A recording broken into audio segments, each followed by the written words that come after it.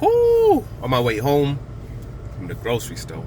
I might as well just do this video right now. But anyway, so Eddie Hearn's been on, I guess, different platforms talking, and I guess he's quote upset about the fact that he's the only one that's supposedly trying to make this particular fight happen between Tyson Fury and Anthony Joshua.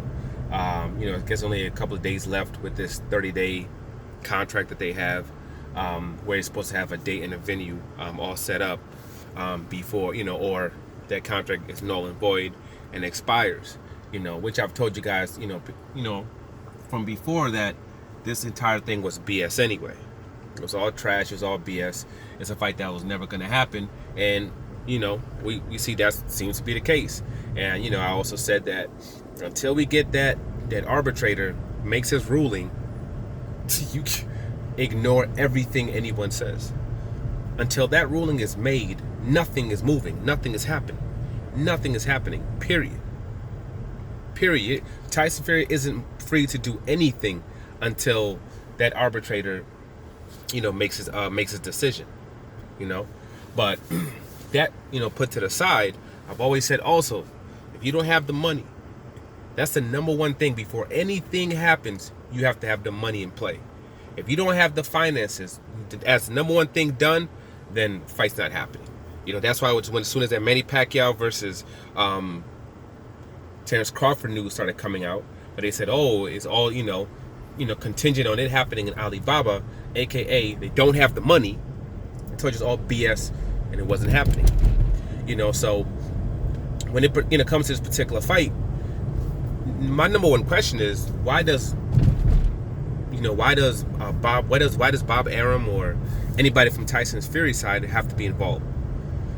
Supposedly you had 20 people that were trying to put up the money.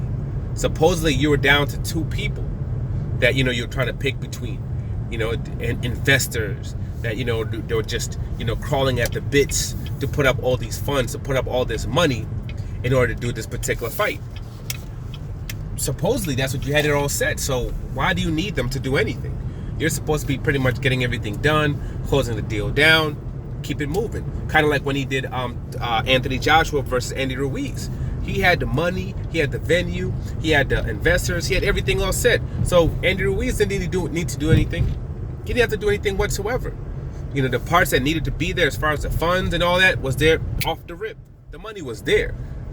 So no one needed to do anything. So if you had all those, which is supposed to be the number one thing you're supposed to have all set for any fight, let alone a fight of this magnitude, you don't need the other people to quote get involved. You need to just cross whatever, dot the I's, cross the T's, and then hey, this is everything. This is the bread. This is where it's gonna be. This is the money right here. It's in the escrow account here, proof of funds, so the funds are there.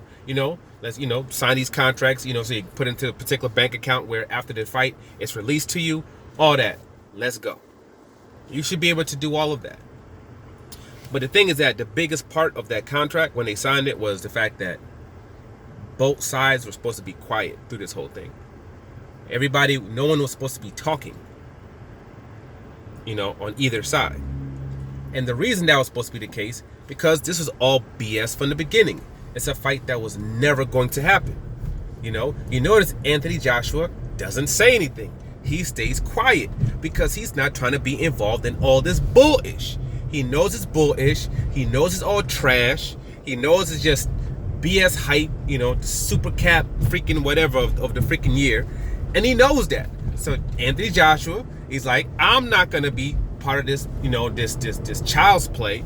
And then, have my head put on the platter and have me looking moronic and like a total idiot at the end of it.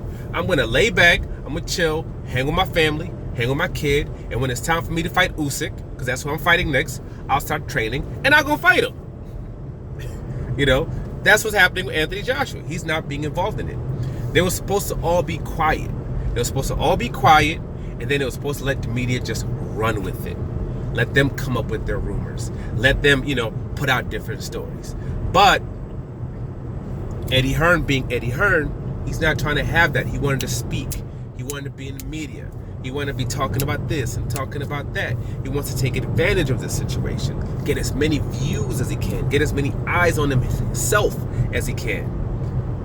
He wanted to utilize this situation and utilize this month to put as much, as many eyes on himself as possible. That's what all this was about. So they're all looking at it like, yo, you over here acting like this is an actual fight. You're over here taking it to a whole different level, putting out all these different interviews, putting out all these different quotes. You got people putting out fake breaking news, about, this and that. You got all this going on, and it's like, nah, we're not going there because we know this is all BS. And, it's all BS. It's just something to bring a little light towards our fighters and to keep them in the news.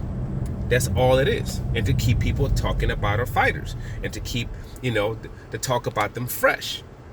That's all it was, while everything is going on, because none of them are fighting until later. Because I think a lot of people are seeing that this thing kind of might be not necessarily ending, but with people being vaccinated and things of that nature, that things might be starting to open up, and they don't want to necessarily, put out their fights until the second half of the big fights until the second half of the year. Where they can get their revenues as far as the gates are concerned. That's why it looks as if Manny Pacquiao, I'm guessing he probably won't be fighting until like September.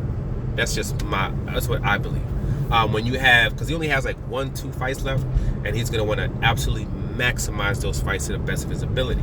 When it comes to Earl Spence, I believe he's supposed to be fighting in July. So again, in the summer, Texas, where he can fill up a whole stadium, make a lot of money off of that, get that residual income. And I think a lot of other guys are also not going to be fighting until the second half of the year. And I believe what's going to happen is Tyson Fury is going to be fighting Deontay Wilder, and they're going to be doing it in the second half of the year.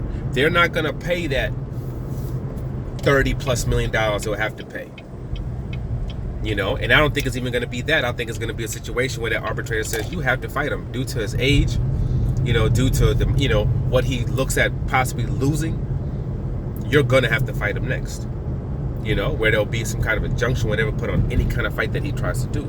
So, and he has an American promoter, and he signed to American promoter. So yes, they can do that.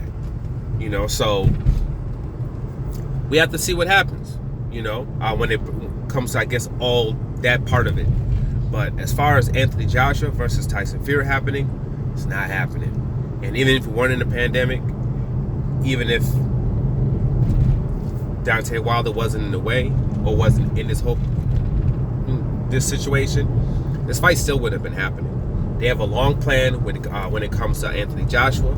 And like they said, they had that 8-year plan or whatever it is. They have that, and they want to continue to make as many funds off this man as possible. That DAZN deal that's going to be coming up once Anthony Joshua's deal with Sky Sports is over. God knows what they're going to get in order to be able to have Anthony Joshua's fights all in DAZN. We don't know all that. So they're not going to put all that in jeopardy. They're not going to put all that in jeopardy, And he's going to sit back, and just going to ride it out, And right now, there's pretty much what's out there that you could look at and be like, that guy can beat that, Anthony Joshua. As far as the other guys he'd have to face, Tyson Fury, that's a bad style for him. Deontay Wilder, that's a bad style for him. Two styles that are just, and people might be like, oh well, Tyson Fury beat, and Deontay Wilder. That's two different styles. When you're a sucker for straight right hands, Deontay Wilder's not the guy you want to face. That's just what it is. So we have to see how it goes. We have to see how everything goes with all these fighters. I think most of the major fights we're gonna see that are gonna be made are gonna be in the second half of the year. But as far as this particular fight goes, it never was something that was gonna happen anyway. Never was gonna happen. And like I say, people can say you're crazy. People can say you don't know what you're talking about. But as always, time reveals all. Like, subscribe, share. I'm out.